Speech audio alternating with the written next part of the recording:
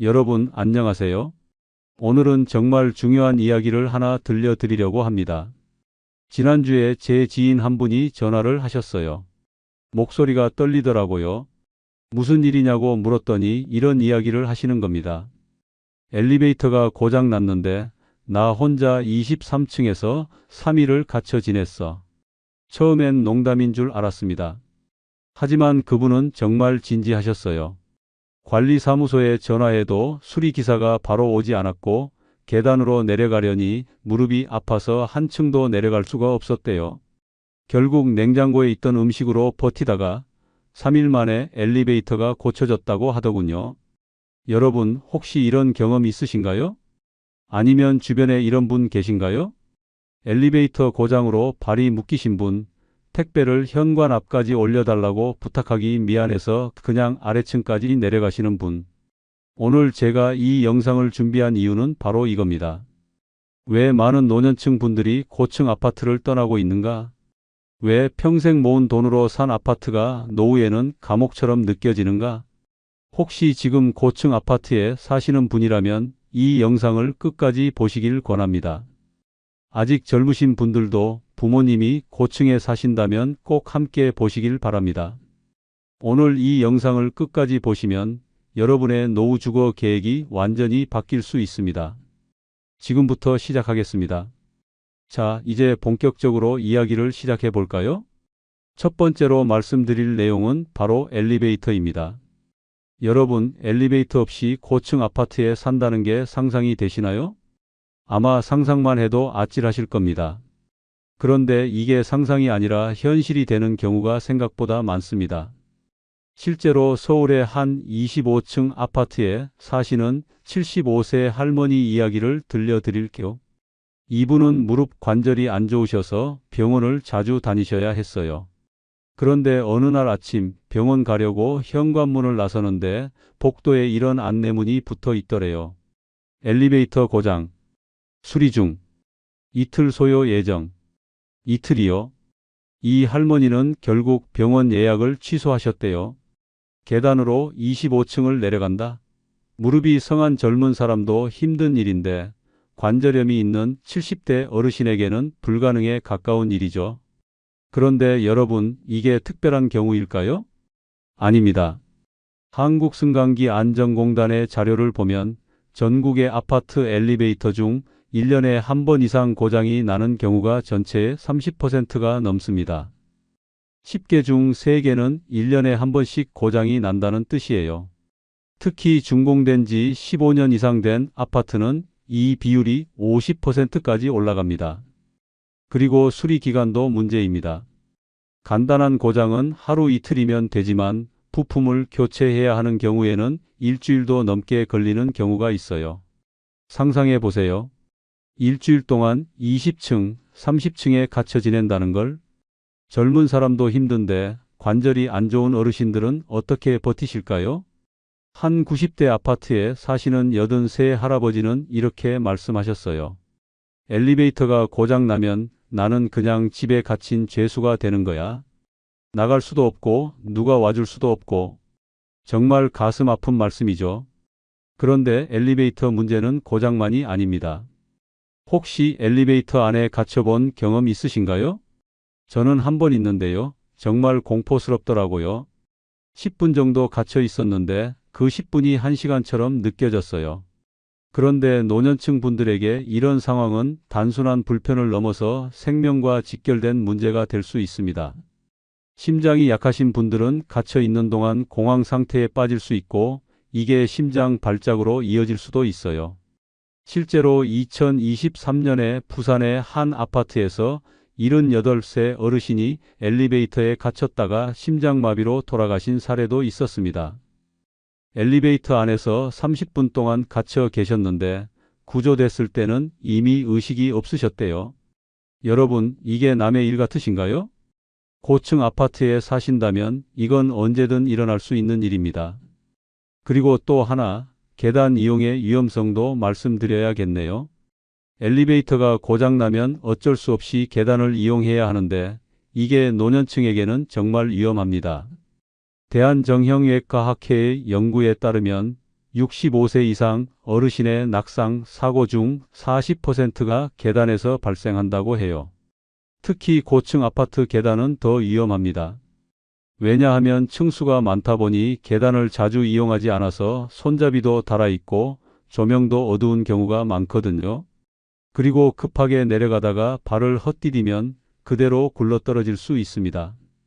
한 층만 떨어져도 큰 부상인데 두세 층을 굴러떨어지면 목숨을 잃을 수도 있어요. 실제로 인천의 한 아파트에서 72세 할머니가 계단에서 넘어져서 고관절이 부러지신 사례가 있었어요. 엘리베이터가 고장나서 어쩔 수 없이 계단을 이용하시다가 사고가 난 거죠. 고관절 골절은 노년층에게는 정말 치명적입니다. 수술을 받아도 회복이 어렵고 이후에 거동이 불편해져서 와상 생활을 하시게 되는 경우가 많거든요. 의료계에서는 이걸 노인의 마지막 골절이라고 부를 정도예요. 그리고 또 하나 말씀드릴 게 있습니다. 엘리베이터 안에서의 감염 위험입니다. 코로나 시국을 겪으면서 우리 모두 느꼈잖아요. 밀폐된 공간이 얼마나 위험한지. 엘리베이터는 정말 좁은 밀폐 공간입니다. 사방이 벽으로 막혀 있고 환기도 잘 안 되고 고층 아파트일수록 엘리베이터를 타는 사람도 많고 타고 있는 시간도 길어지죠. 1층에서 30층까지 올라가는 동안 몇 명이나 타고 내릴까요? 그 좁은 공간에서 기침하는 사람, 재채기하는 사람과 함께 있어야 합니다. 면역력이 약한 노년층에게는 이게 큰 위험 요소예요. 독감이든 코로나든 밀폐된 엘리베이터 안에서는 전염 위험이 몇 배로 높아집니다. 그래서 많은 어르신들이 엘리베이터 타는 걸 두려워하시더라고요. 특히 출퇴근 시간에는 사람이 많아서 아예 외출을 포기하시는 분들도 계세요. 그런데 외출을 자주 안 하시면 어떻게 될까요? 운동량이 줄고 사람도 안 만나게 되고 점점 더 집에만 계시게 되죠. 이게 악순환이 되는 겁니다. 결국 엘리베이터라는 게 편리함을 주는 동시에 노년층에게는 여러 가지 위험과 제약을 가져다 주는 거예요. 고장나면 갇히고 타자니 위험하고 안 타자니 외출을 못하고 정말 딜레마죠.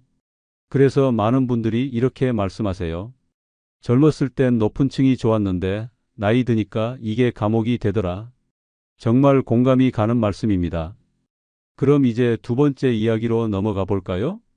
엘리베이터도 문제지만 더 심각한 건 바로 응급 상황입니다. 여러분 상상해 보세요. 갑자기 가슴이 아프고 숨이 차고 식은땀이 나기 시작합니다. 심장마비의 전조 증상이에요. 이럴 때 가장 중요한 게 뭘까요? 바로 시간입니다.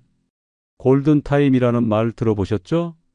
심장마비가 발생하면 4분에서 6분 안에 응급처치를 받아야 뇌 손상을 막을 수 있어요. 그런데 고층 아파트에 살고 계시다면 이 골든타임을 지키는 게 정말 어렵습니다. 실제 사례를 하나 들려드릴까? 경기도의 한 28층 아파트에 사시는 73 할아버지의 이야기입니다. 어느 날 저녁 식사를 하시다가 갑자기 가슴을 움켜쥐고 쓰러지셨어요. 부인께서 바로 119에 신고를 했습니다. 구급차는 5분 만에 아파트 앞에 도착했어요. 여기까진 좋았어요. 그런데 문제는 여기서부터였습니다. 구급대원들이 들것을 들고 엘리베이터를 타고 28층까지 올라가는 데만 3분이 걸렸어요. 그리고 현관에서 집 안까지 들어가서 환자를 들것에 옮기고 다시 엘리베이터를 타고 내려오는데 또 5분. 1층에서 구급차까지 이동하고 차에 싣는데 2분. 신고하고 나서 구급차가 출발하기까지 총 15분이 걸린 겁니다. 15분이요? 골든타임이 6분인데 15분이 걸렸어요. 다행히 이분은 병원에 도착해서 응급시술을 받고 목숨을 건지셨지만 뇌 손상으로 한쪽 팔을 쓰지 못하게 되셨다고 합니다. 만약 이분이 2층이나 3층에 사셨다면 어땠을까요? 구급대원들이 계단으로 바로 올라가서 3분 안에 환자를 싣고 출발할 수 있었을 거예요. 그럼 뇌 손상도 막을 수 있었겠죠. 이게 바로 고층 아파트의 치명적인 약점입니다. 응급 상황에서 시간이 오래 걸린다는 거예요. 실제로 소방청의 통계를 보면 10층 이상 고층 건물에서의 응급구조 시간이 저층 건물보다 평균 10분 이상 더 걸린다고 해요. 10분이면 생과 사를 가르는 시간입니다. 그리고 또 하나, 엘리베이터 크기 문제도 있어요. 요즘 지어진 아파트들은 엘리베이터가 큰 편이지만 20년, 30년 된 아파트들은 엘리베이터가 작습니다. 들것이 비스듬히 겨우 들어갈 정도예요. 그러면 구급대원 2명이 들것 양옆에 서서 환자를 안정시킬 수가 없어요. 한 명은 엘리베이터 밖에서 기다려야 하고 한 명만 들어가서 환자를 돌봐야 하죠. 이런 상황에서 환자가 갑자기 심정지가 오면 어떻게 할까요? 좁은 엘리베이터 안에서 심폐소생술을 할 수도 없고 정말 난감한 상황이 되는 거예요. 그래서 구급대원들도 고층 아파트 출동을 정말 힘들어한다고 합니다. 환자 살리기도 어렵고 본인들도 위험하고, 특히 엘리베이터가 2대인 아파트에서 한 대가 고장 나 있으면 나머지 한 대로 수십 가구가 이용해야 하니까 대기 시간도 길어지죠. 구급대원이 1층에서 엘리베이터를 기다리는데 위층에서 계속 타고 내리면 3분, 5분씩 기다려야 하는 경우도 있대요. 그 시간이 환자에게는 생명과 직결되는 시간인데 말이죠. 그리고 화재 상황은 더 심각합니다. 화재가 발생하면 엘리베이터는 절대 이용하면 안 되잖아요. 정전될 수도 있고 연기가 차서 질식할 수도 있고. 그럼 어떻게 해야 할까요? 계단으로 대피해야죠. 그런데 20층, 30층에서 계단으로 대피한다는 게 현실적으로 가능할까요? 젊은 사람도 연기 때문에 숨이 차서 힘든데 노년층은 오죽하겠어요. 게다가 정전이 되면 계단이 깜깜해집니다. 비상등이 있기는 하지만 그것도 오래된 아파트는 제대로 작동 안 하는 경우가 많아요. 어둡고 연기 자욱하고 숨 막히는 계단을 따라 20층을 내려간다. 상상만 해도 끔찍하죠. 실제로 대구의 한 아파트에서 화재가 났을 때 18층에 사시던 81세 할머니가 대피하지 못하고 집에 그대로 계셨대요. 계단으로 내려갈 엄두가 안 나셨던 거죠. 다행히 소방관들이 올라가서 구조했지만 만약 불이 더 빨리 번졌다면 정말 위험한 상황이었을 거예요. 소방청에서도 고층 아파트 화재를 가장 어려운 현장 중 하나로 꼽습니다. 사다리차가 닿는 높이도 한계가 있고 위층으로 올라갈수록 진압도 어렵고, 특히 노약자가 많이 사는 아파트는 대피 자체가 어려워서 인명피해가 클 수밖에 없다고 해요. 2022년에 발표된 연구 자료를 보면 10층 이상 고층 건물 화재 시 사망률이 저층 건물보다 3배 이상 높다고 합니다. 3배요. 이유는 간단해요. 대피 시간이 오래 걸리고 구조가 어렵기 때문이죠. 그리고 또 하나, 지진 상황도 생각해 봐야 합니다. 한국은 지진 안전지대라고 생각하셨나요? 요즘은 아니에요. 경주 지진, 포항 지진 겪으면서 우리도 지진으로부터 안전하지 않다는 걸 다들 아셨잖아요. 만약 고층 아파트에 있을 때 지진이 발생하면 어떻게 될까요? 먼저 엘리베이터가 자동으로 멈춥니다. 안전을 위해서 설계된 거예요. 그럼 대피는 계단으로 해야 하는데 수십 가구 사람들이 한꺼번에 계단으로 몰리면 어떻게 될까요? 아수라장이 되는 거죠. 밀리고 넘어지고 다치고. 특히 노약자들은 젊은 사람들 사이에서 밀려서 더 위험합니다. 포항 지진 때 실제로 한 아파트에서 대피하다가 계단에서 넘어져서 다치신 어르신이 여러 분 계셨어요. 지진 자체보다 대피 과정에서 다친 거죠. 그래서 전문가들은 고층 건물에서 지진 발생 시 무리하게 대피하지 말고 튼튼한 테이블 밑으로 들어가라고 조언합니다. 하지만 그것도 불안하잖아요. 20층, 30층 높이에서 건물이 흔들리는데 그냥 집에 있으라니. 심리적으로 정말 힘들죠. 결국 응급 상황, 화재, 지진, 모든 재난 상황에서 고층 아파트는 취약할 수밖에 없습니다. 그리고 그 피해는 대부분 노약자에게 집중되죠. 젊은 사람들은 빨리 대피하고 빨리 움직이지만 노년층은 그럴 수가 없으니까요. 한 소방관이 이런 말을 하더라고요. 고층 아파트 화재 현장에 가면 항상 위층에 혼자 남아 계신 어르신들이 계세요. 그분들을 구조하는 게 가장 어렵고 가장 마음 아픕니다. 정말 가슴 아픈 이야기죠. 우리가 편리하다고 선택한 고층 아파트가 정작 위급한 순간에는 우리를 더 위험하게 만드는 거예요. 여러분, 지금 사시는 집에서 현관문을 나서서 구급차까지 몇 분이 걸릴지 한번 생각해 보세요. 만약 10분 이상 걸린다면 그건 정말 심각하게 고민해 봐야 할 문제입니다. 자, 그럼 이제 세 번째 이야기로 넘어가 보겠습니다. 고립과 단절, 보이지 않는 감옥에 대한 이야기입니다. 여러분, 혹시 이웃집 사람 얼굴 아세요? 옆집에 누가 사는지, 위층에 누가 사는지 아시나요? 아마 대부분은 모르실 거예요. 요즘 아파트가 다 그렇잖아요. 현관문만 닫으면 완전히 단절된 공간이 되는 거죠. 그런데 이게 젊은 사람들한테는 프라이버시 보호라는 장점이 될 수 있지만 노년층에게는 고립이라는 독이 됩니다. 심리학자들의 연구를 보면 지면으로부터의 거리가 멀수록 사람은 고립감을 더 많이 느낀다고 해요. 땅과 멀어질수록 사람과도 멀어진다는 거죠.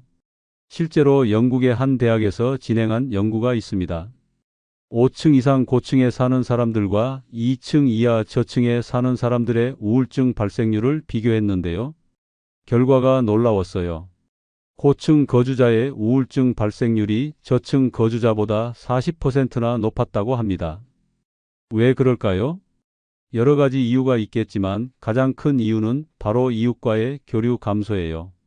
저층에 살면 현관문을 나서면 바로 땅이잖아요. 마당이 있고 골목이 있고 자연스럽게 이웃을 만나게 되죠.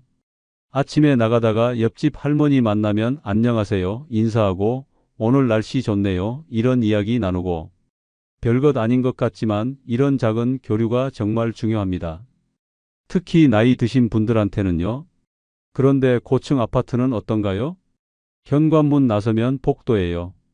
복도 끝에 엘리베이터가 있고 엘리베이터 타면 다들 핸드폰만 보거나 층수만 쳐다보죠. 서로 눈도 안 마주치고 말도 안 합니다. 1층 내려와도 마찬가지예요. 주차장 가서 차 타고 나가거나 아니면 단지 밖으로 나가버리죠. 이웃을 만날 기회 자체가 없는 거예요. 한 78세 할머니가 이런 말씀을 하셨어요. 나는 이 아파트에 10년을 살았는데 옆집 사람 얼굴도 몰라. 가끔 복도에서 마주쳐도 그냥 지나가. 내가 죽어도 아무도 모를 것 같아. 정말 슬픈 이야기죠. 하지만 이게 고층 아파트의 현실입니다. 특히 독거 노인분들은 더 심각해요. 자식들은 다 독립해서 나가고 배우자도 먼저 돌아가시고 혼자 사시는 분들. 하루 종일 말 한마디 안 하고 지내는 날이 많대요. 택배 아저씨한테 고맙습니다 한마디 하는 게 그날의 유일한 대화라고. 이런 고립이 오래 지속되면 어떻게 될까요? 우울증이 오죠.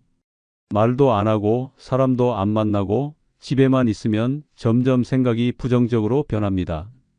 나는 쓸모없는 사람이야. 아무도 나를 필요로 하지 않아. 이런 생각이 들기 시작하는 거예요. 그리고 우울증은 또 다른 문제를 낳습니다. 외출을 더 안 하게 되고 사람 만나는 걸 더 기피하게 되고 악순환이 반복되죠. 정신건강의학과 전문의들은 노년기 우울증의 가장 큰 원인 중 하나가 사회적 고립이라고 말합니다. 그리고 사회적 고립은 단순히 정신건강만 해치는 게 아니에요. 신체 건강에도 악영향을 미칩니다.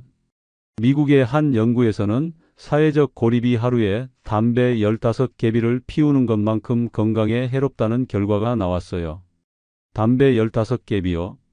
고립되어 있으면 스트레스 호르몬이 증가하고 면역력이 떨어지고 염증이 생기고 결국 각종 질병에 취약해집니다. 심장병, 뇌졸중, 치매까지. 고립이 모든 질병의 위험을 높이는 거죠. 그래서 세계보건기구에서도 노년기 건강의 핵심 요소로 사회적 연결을 강조합니다. 의료, 영양, 운동만큼이나 사람과의 관계가 중요하다는 거예요. 그런데 고층 아파트는 이런 사회적 연결을 만들기가 정말 어려운 구조예요. 예전에 마을에 살 때를 생각해 보세요. 마당에서 빨래하다가 옆집 아주머니 만나면 수다 떨고 골목에서 아이들 놀다가 이웃 아저씨 만나면 인사하고 저녁 되면 평상 같은 데 모여 앉아서 이야기 나누고 그런 자연스러운 만남과 교류가 있었잖아요. 그런데 지금은요? 다들 집 안에 갇혀 있어요. 특히 코로나 이후로는 더 심해졌죠. 사람들이 만나는 걸 꺼리게 됐고 집에만 있는 게 습관이 됐어요. 노년층은 특히 더 그래요. 감염이 무서우니까 아예 외출을 안 하시는 거죠. 그래서 요즘은 고독사가 정말 큰 사회 문제가 되고 있습니다. 혼자 사시다가 돌아가셔도 아무도 모르는 거예요. 며칠, 몇 주가 지나서야 발견되는 경우가 많아요. 악취 때문에 혹은 우편물이 쌓여 있어서 혹은 전기세가 안 나와서 뒤늦게 발견되는 거죠. 서울시 통계를 보면 고독사의 60% 이상이 아파트에서 발생한다고 해요. 그리고 그중 대부분이 고층 아파트라고 합니다. 왜냐하면 이웃이 관심을 안 가지니까요. 옆집에서 무슨 일이 일어나는지, 요즘 옆집 할아버지 못 봤는지 아무도 신경 안 써요. 각자 자기 일에만 바쁘고 남의 일에 관심 없죠. 이게 고층 아파트의 무서운 점입니다. 사람이 사람에게 무관심해지는 거예요. 한 사회학자는 이런 말을 했어요.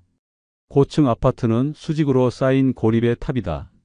사람들은 물리적으로는 가까이 있지만 심리적으로는 서로 멀리 떨어져 있다.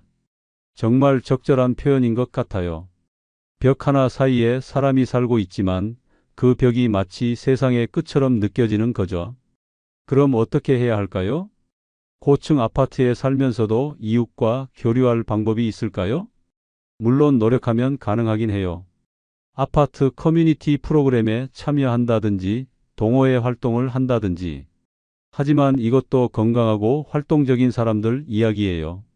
거동이 불편하신 분, 성격이 내성적이신 분들은 이런 활동에 참여하기가 쉽지 않죠. 결국 구조적으로 고립될 수밖에 없는 거예요. 반면에 저층 주택이나 단독주택은 어떤가요? 마당이 있으면 거기서 화초 가꾸다가 이웃 만나고 대문 앞 벤치에 앉아 있다가 지나가는 사람이랑 이야기 나누고 동네 슈퍼 가면 주인 아주머니랑 수다 떨고 동네 산책하다가 아는 사람 만나면 인사하고 이런 사소한 일상이 얼마나 중요한지 아세요? 이게 바로 삶의 활력소예요. 사람은 사회적 동물이라고 하잖아요. 관계 속에서 살아가고 관계 속에서 행복을 느끼고 관계 속에서 의미를 찾습니다. 특히 나이가 들수록 더 그래요. 일도 은퇴했고 자식들도 독립했고 남은 건 사람과의 관계밖에 없거든요. 그런데 그 관계마저 단절되면 삶의 의미를 잃는 거죠. 그래서 많은 전문가들이 노년기 주거 환경을 선택할 때 가장 중요하게 고려해야 할 것이 바로 사회적 연결 가능성이라고 말합니다. 집이 크고 좋은 것보다 이웃과 자연스럽게 교류할 수 있는 환경이 훨씬 중요하다는 거예요. 여러분 한번 생각해 보세요. 지난 한 주간 이웃과 몇 번 대화하셨나요? 아파트 복도에서 누군가와 눈 마주치고 인사해 본 적이 있나요? 만약 한 번도 없으셨다면 이건 정말 심각한 문제입니다. 인간은 혼자서는 살 수 없어요. 특히 노년기에는 더더욱 그렇죠. 고층 아파트가 주는 고립감, 단절감, 이건 눈에 보이지 않는 감옥과 같습니다. 물리적으로는 갇혀 있지 않지만 심리적으로는 완전히 갇혀 있는 거예요. 그리고 이 감옥에서 탈출하는 방법은 하나뿐입니다. 구조를 바꾸는 거죠. 사람과 사람이 자연스럽게 만날 수 있는 환경으로 옮겨가는 거예요. 자, 그럼 이제 네 번째 이야기로 넘어가겠습니다. 유지비와 관리비, 끝없는 출혈에 대한 이야기입니다. 여러분, 한 달 관리비가 얼마나 나오시나요? 혹시 정확히 아시나요? 많은 분들이 그냥 자동이체로 빠져나가니까 대충 알고 계시더라고요. 그런데 이거 한번 정확히 계산해 보시면 정말 놀라실 거예요. 고층 아파트의 평균 관리비는 얼마나 될까요? 물론 평수에 따라 다르지만 30평대 기준으로 평균 20만 원에서 30만 원 정도 나온다고 해요. 여기에 난방비, 전기세까지 합치면 겨울철에는 50만 원 넘게 나오는 경우도 많죠. 한 달에 50만 원이요. 1년이면 600만 원입니다. 10년이면 6천만 원이에요. 20년 살면 1억 2천만 원. 숫자가 실감이 안 나시죠? 그런데 이게 현실입니다. 집값 외에 관리비만 2억 가까이 나가는 거예요. 특히 노후 아파트일수록 관리비가 더 많이 나옵니다. 왜냐하면 고장 나는 데가 많으니까 수선비가 많이 들고 에너지 효율이 떨어지니까 난방비도 많이 나가고, 그리고 고층 아파트는 엘리베이터 유지비가 정말 큽니다. 엘리베이터 한 대당 월 유지비가 평균 100만 원 정도 들어요. 여기에 전기 점검비, 부품 교체비까지 합치면 더 많이 들죠. 이게 다 관리비에 포함되는 겁니다. 그리고 또 하나 수선 충당금이라는 게 있어요. 이게 뭐냐면 건물이 노후화되면 큰 공사를 해야 하잖아요. 외벽 도색, 배관 교체, 방수 공사 등등. 이런 대규모 공사 비용을 미리 모아두는 게 수선충당금이에요. 이게 매달 관리비에 포함돼서 나가는데 아파트가 오래될수록 이 금액이 커집니다. 준공된 지 20년 넘은 아파트는 수선충당금만 월 10만 원 넘게 내는 경우도 있어요. 그런데 문제는요, 이렇게 수선충당금을 모아놔도 실제로 공사할 때 부족한 경우가 많다는 거예요. 그럼 어떻게 될까요? 추가로 걷습니다. 일시금으로 몇백만 원씩 내라고 하는 거죠. 70대, 80대 어르신들이 연금으로 간신히 생활하시는데 갑자기 500만 원, 1000만 원 내라고 하면 어떻게 하세요? 정말 막막하죠. 실제로 경기도의 한 아파트에서 배관 교체 공사를 하는데 가구당 800만 원씩 내라고 했대요. 이걸 못 내서 집을 파신 어르신도 계셨다고 합니다. 평생 모아서 산 집인데 관리비 때문에 집을 팔아야 하는 거예요. 정말 슬픈 일이죠. 그리고 또 하나, 재산세와 종합부동산세 문제도 있어요. 아파트 값이 오르면 세금도 오르잖아요. 강남 같은데 10억짜리 아파트에 사시는 어르신들, 연금은 월 100만 원 받는데 재산세만 1년에 수백만 원씩 나온대요. 집은 있는데 돈이 없는 거죠. 이런 걸 하우스 푸어라고 하잖아요. 집 때문에 가난한 사람들. 노년층 하우스 푸어가 정말 심각한 사회 문제예요. 그래서 어떤 분들은 아예 집을 팔고 지방으로 내려가시거나 작은 집으로 이사를 가시죠. 그런데 이것도 쉬운 결정이 아니에요. 평생 살던 동네, 아는 사람들, 익숙한 환경을 다 버리고 떠나야 하니까요. 하지만 경제적으로 버틸 수가 없으니까 어쩔 수 없는 거죠. 반면에 저층 주택이나 단독주택은 관리비가 거의 안 나와요. 엘리베이터도 없고 공용시설도 없고 관리 인력도 필요 없으니까요. 전기세, 수도세, 가스비만 내면 되는 거죠. 그리고 집 수리도 본인이 필요할 때 필요한 만큼만 하면 돼요. 아파트처럼 단체로 공사하고 비용 분담하고 이런 게 없는 거죠. 물론 단독주택도 유지비가 아예 안 드는 건 아니에요. 지붕 수리, 페인트 칠, 보일러 교체 이런 건 해야죠. 하지만 그래도 아파트보다는 훨씬 적게 들어요. 그리고 무엇보다 예측 가능하다는 게 장점이에요. 아파트는 언제 얼마가 들지 모르잖아요. 갑자기 공사한다고 일시금 내라고 하면 당황스럽죠. 하지만 단독주택은 본인이 계획하고 준비할 수 있어요. 경제적인 측면에서 보면 고층 아파트는 정말 부담이 큰 선택이에요.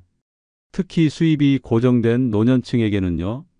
연금이 월 200만 원 나온다고 쳐봐요. 여기서 관리비 50만 원 나가고 식비, 병원비, 교통비 쓰고 나면 남는 게 없어요. 여유가 전혀 없는 거죠.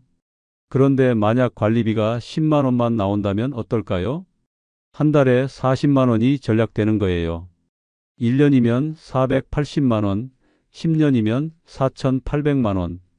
이 돈으로 손주들 용돈도 주고 여행도 다니고 훨씬 여유로운 노후를 보낼 수 있겠죠. 그래서 재무설계 전문가들은 노후 준비할 때 주거비를 최소화하라고 조언합니다. 집은 자산이 아니라 비용이라고 생각하라는 거예요. 특히 관리비가 많이 나가는 고층 아파트는 노후에는 독이 될 수 있다고 경고하죠. 여러분 한번 계산해 보세요. 현재 관리비가 한 달에 얼마 나가는지, 1년이면 얼마인지, 10년이면 얼마인지, 그리고 그 돈으로 무엇을 할 수 있을지 생각해 보세요. 아마 생각보다 큰 금액에 놀라실 거예요. 돈은 벌기는 어렵지만 나가기는 쉽잖아요. 특히 관리비처럼 자동으로 빠져나가는 돈은 더더욱 그래요. 하지만 이 돈을 아낄 수 있다면 노후가 훨씬 풍요로워질 수 있습니다. 자, 그럼 이제 마지막 5번째 이야기로 넘어가 볼까요? 신체 활동 감소, 건강을 해치는 구조에 대한 이야기입니다. 여러분, 하루에 몇 걸음이나 걸으세요? 요즘 스마트폰에 만보기 기능이 있잖아요. 한번 확인해 보셨나요? 세계보건기구에서는 노년층도 하루에 최소 6,000보 이상 걸으라고 권장합니다. 그런데 고층 아파트에 사시는 분들은 이게 정말 어려워요. 왜냐하면 나가기가 귀찮거든요. 엘리베이터 타고 내려가고 다시 올라오고 이게 번거로워요. 그래서 그냥 집에 있게 되는 거죠. 젊을 때는 괜찮아요. 출근도 하고 외근도 하고 자연스럽게 움직이니까. 하지만 은퇴하고 나면 달라져요. 갈 곳이 없으니까 집에만 있게 되고 움직일 이유가 없으니까 계속 앉아 있게 되죠. 한 연구 결과를 보면 고층 거주자와 저층 거주자의 하루 평균 걸음수를 비교했는데요. 저층 거주자는 평균 7,000보 정도 걷는데 고층 거주자는 4,000보밖에 안 걷는다고 해요. 3,000보 차이예요. 별거 아닌 것 같지만 이게 축적되면 엄청난 차이가 됩니다. 1년이면 100만 보가 넘게 차이 나는 거예요. 운동량이 적으면 어떻게 될까요? 근육이 빠집니다. 노년기에는 그냥 있어도 근육이 빠지는데 운동까지 안 하면 더 빨리 빠지죠. 그리고 근육이 빠지면 기초 대사량이 떨어지고 체중이 늘고 관절에 무리가 가고 악순환이 반복됩니다. 특히 다리 근육이 중요해요. 다리 근육이 약해지면 걷기가 힘들어지고 걷기가 힘들어지면 더 안 움직이게 되고 결국 거동이 불편해지는 거죠. 의료계에서는 이걸 악화 사이클이라고 부릅니다. 한번 시작되면 계속 나빠진다는 거예요. 그래서 재활의학과 전문의들은 노년기에 가장 중요한 게 일상 활동량이라고 강조합니다. 헬스장 가서 운동하는 것보다 일상에서 자연스럽게 움직이는 게 더 중요하다는 거예요. 계단 오르내리고 걷고 쪼그려 앉았다 일어서고 이런 동작들이 근력 유지에 정말 중요하다고 해요. 그런데 고층 아파트는 이런 일상 활동을 오히려 방해해요. 엘리베이터가 모든 걸 해결해 주니까요. 버튼 하나면 되는데 굳이 계단을 오를 이유가 없죠. 그래서 어떤 전문가는 이런 말을 했어요. 엘리베이터는 편리함을 주지만 동시에 건강을 빼앗아 간다. 정말 적절한 표현인 것 같아요. 편리함의 역설이죠. 너무 편하면 오히려 독이 되는 거예요. 반면에 저층 주택은 어떨까요? 2층, 3층 정도면 엘리베이터가 없으니까 계단을 이용할 수밖에 없어요. 하루에 몇 번씩 오르내리다 보면 자연스럽게 운동이 되는 거죠. 그리고 마당이 있으면 더 좋아요. 화초 가꾸고 텃밭 관리하고 청소하고 이런 활동들이 다 운동이 되거든요. 실제로 단독주택에서 텃밭 가꾸시는 어르신들 보면 정말 건강하세요. 매일 밖에 나가서 몸을 움직이니까요. 허리 굽혀서 물 주고 잡초 뽑고 수확하고 이게 다 전신 운동이에요. 그리고 햇볕도 쬐고 신선한 공기도 마시고 일석이조죠. 한 83세 할아버지가 이런 말씀을 하셨어요. 나는 예전에 아파트 15층에 살았는데 무릎도 아프고 기운도 없었어. 그런데 2층 집으로 이사 오고 나서 텃밭을 시작했는데 몸이 완전히 달라졌어. 약도 줄고 병원도 덜 가게 됐어. 이게 환경이 건강에 미치는 영향이에요.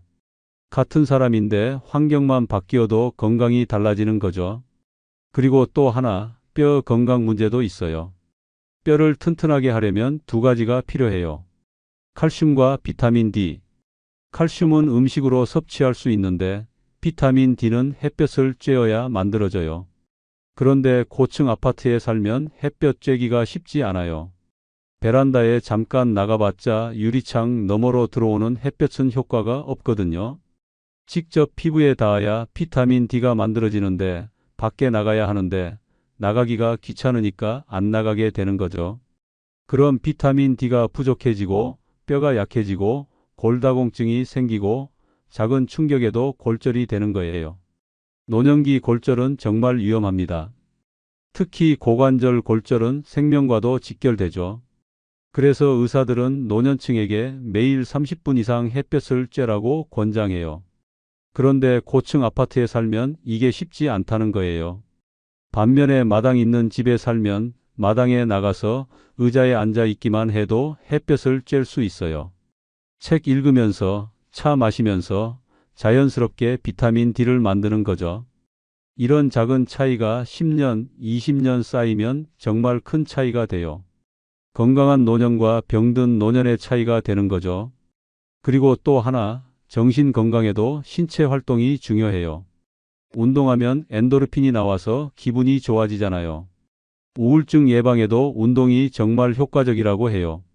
약 먹는 것만큼 효과가 있다고 하니까요. 그런데 고층 아파트에 살면서 집에만 있으면 몸도 안 움직이고 기분도 우울해지는 거예요. 그래서 전문가들은 집이 헬스장이 될 수도 있고 병원이 될 수도 있다고 말합니다. 어떤 환경에서 사느냐에 따라 건강이 완전히 달라진다는 거죠. 여러분 한번 생각해 보세요. 지금 사시는 집이 여러분의 건강에 도움이 되는 환경인가요? 아니면 건강을 해치는 환경인가요?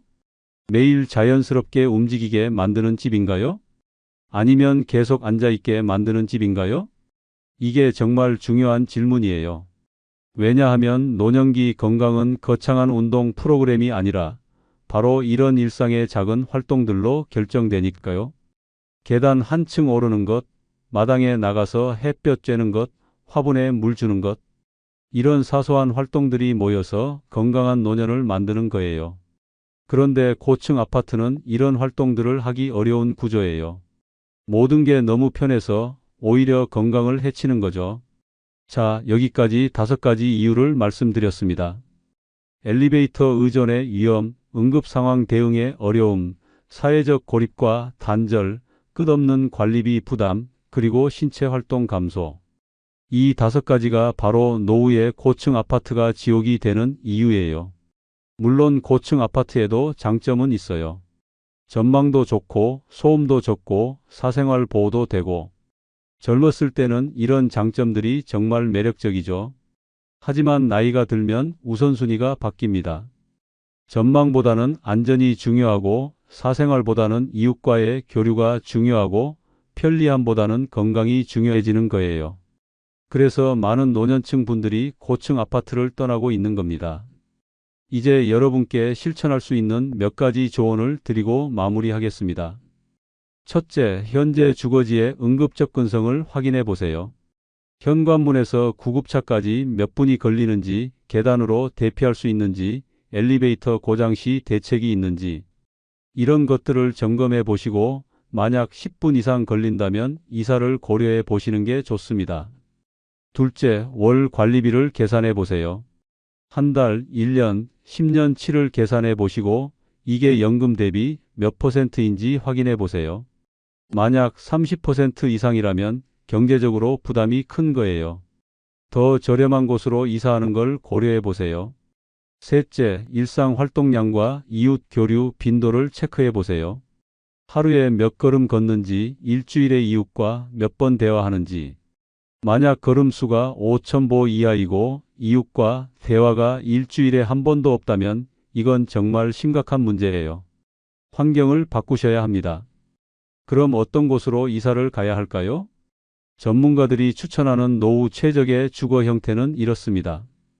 엘리베이터가 있는 5층 이하 저층 아파트 또는 2층 정도의 단독주택이나 다가구 주택, 이런 곳이 가장 이상적이라고 해요. 너무 높지 않아서 응급 상황에 대응하기 좋고 계단이 있어서 일상 활동량을 유지할 수 있고 지면과 가까워서 이웃과 교류하기 좋고 관리비 부담도 적고 모든 조건을 다 갖춘 거죠. 그리고 가능하다면 마당이 있는 집이 더 좋아요. 화초 가꾸고 텃밭 만들고 햇볕 쬐고 이런 활동들이 노년기 건강과 행복에 정말 중요하니까요. 물론 지금 당장 이사하기는 어려우실 수도 있어요. 경제적인 문제도 있고 정든 곳을 떠나기가 쉽지 않죠. 하지만 적어도 계획은 세워두세요. 5년 후, 10년 후를 생각하면서 어디로 갈지 미리 알아보시고 준비하시는 거예요. 그래야 나중에 급하게 결정하지 않고 신중하게 선택할 수 있습니다. 그리고 한 가지 더 말씀드리고 싶은 건 아직 늦지 않았다는 거예요. 지금이라도 환경을 바꾸시면 건강도 좋아지고 삶의 질도 높아질 수 있어요. 실제로 많은 분들이 이사하고 나서 인생이 바뀌었다고 말씀하세요. 몸도 좋아지고 마음도 편해지고 사람들도 더 많이 만나게 되고 집은 단순히 잠만 자는 공간이 아니에요. 우리 삶의 질을 결정하는 정말 중요한 요소예요. 특히 노년기에는 집에서 보내는 시간이 대부분이잖아요. 그렇기 때문에 어떤 집에서 사느냐가 정말 중요한 거예요. 여러분, 오늘 이 영상이 도움이 되셨기를 바랍니다. 그리고 혹시 주변에 고층 아파트에 사시는 부모님이나 지인분들이 계시다면 이 영상을 꼭 공유해 주세요. 많은 분들이 이 문제를 심각하게 생각하지 않으세요? 괜찮겠지, 나는 건강하니까, 이렇게 생각하시죠? 하지만 건강은 어느 순간 갑자기 나빠질 수 있어요. 그때 가서 후회하지 마시고 지금 미리 준비하시는 게 중요합니다. 다음 영상에서는 노후 최적의 주거지는 어디인가 지역별 비교 분석을 준비했습니다. 서울, 경기, 지방, 어디가 노후 생활하기에 가장 좋은지, 각 지역의 장단점은 무엇인지 구체적으로 비교해 드릴게요. 궁금하신 분들은 구독과 알림 설정해 두시면 영상 올라오는 대로 바로 보실 수 있습니다. 오늘도 긴 영상 끝까지 시청해 주셔서 정말 감사합니다. 여러분 모두 건강하고 행복한 노후 보내시길 바랍니다.